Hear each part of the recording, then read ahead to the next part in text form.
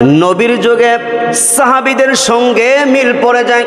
এই যে বর্তমানে সোশ্যাল মিডিয়ার মধ্যে আমি দেখতে পেলাম নাটোরের একজন বৃদ্ধ বাবা, 100 বছরের বেশি তার বয়স হয়েছে, অন্ধ মানুষ, বাড়ি থেকে দড়ি ধরে ধরে, লাঠি ধরে ধরে, বাঁশ ধরে ধরে আল্লাহর ঘর মসজিদে যাচ্ছে নামাজ আদায় করার জন্য। রে ভাই, নামাজকে ভালোবাসে, কোরআনকে ভালোবাসে, ইসলামকে ভালোবাসে। এই কথাটাই যদি আমি নবীজির যুগের কথা বলি, একজন অন্ধ সাহাবী আল্লাহর পয়গম্বরের কাছে ডাক দিয়া বলেন, একজন অন্ধ সাহাবী আল্লাহর নবীকে ডাক দিয়া বলেন, ইয়া রাসূলুল্লাহ, ইয়া হাবিবাল্লাহ, নবী গো, আমাকে কি নামাজের ব্যাপারে রুখসত দেওয়া যায় না? আমি অন্ধ মানুষ, কারোর সাহায্য ছাড়া আমি মসজিদে যেতে পারি না। আমি অন্ধ মানুষ, আমি রাস্তায় পথ দেখি না গো ইয়া রাসূলুল্লাহ, নামাজের ব্যাপারে কি আমাকে ইসলাম কি কোনো রুখসত কি দেয় নাই?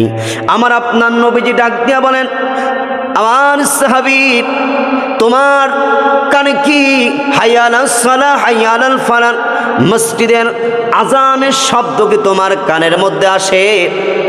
ওই অন্ধ সাহাবী বললেন, ইয়া রাসূলুল্লাহ, ইয়া হাবিবাল্লাহ, মসজিদের মাইকের আওয়াজ তো আমি শুনতে পাই।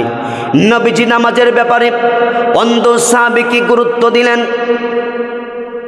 অন্ধ সাহাবীকে নবীজি ডাক দিয়ে বলেন, আমার অন্ধ সাহাবী, তোমার চোখ অন্ধ হতে পারে, কান তো ঠসা না, কান দিয়ে যদি মসজিদের আজান যদি শুনতে পাও, তাহলে ওই বাড়ি থেকে প্রয়োজনে লাঠি ধরে ধরে, বাঁশ ধরে ধরে, তার ধরে ধরে তোমার ঘর থেকে মসজিদ পর্যন্ত তোমাকে ধরে ধরে মসজিদে আসতে হবে, তবুও নামাজ তোমাকে আদায় করতে হবে 5 ওয়াক্ত। জামাতের নামাজ পড়ার ব্যাপারে আল্লাহ নবীজির কাছে একজন অন্ধ সাহাবীর ব্যাপারে রুখসত দেওয়া হয় নাই, কিন্তু আজ আমরা 5 ওয়াক্ত নামাজ সময় মতো আদায় করি না। এখন বর্তমানে আমি দেখে অবাক হলাম, সেই 1450 বছর আগের আল্লাহ নবীজি সাল্লাল্লাহু আলাইহি ওয়াসাল্লামের জামানায় একজন অন্ধ সাহাবী ঘর থেকে দড়ি টানিয়ে ধরে ধরে মসজিদে আসতেন। আজ বর্তমানে এই জামানেও 100 বছরের ঊর্ধ্বে তার বয়স, বুড়া হয়ে গিয়েছে, বৃদ্ধ হয়ে গিয়েছে।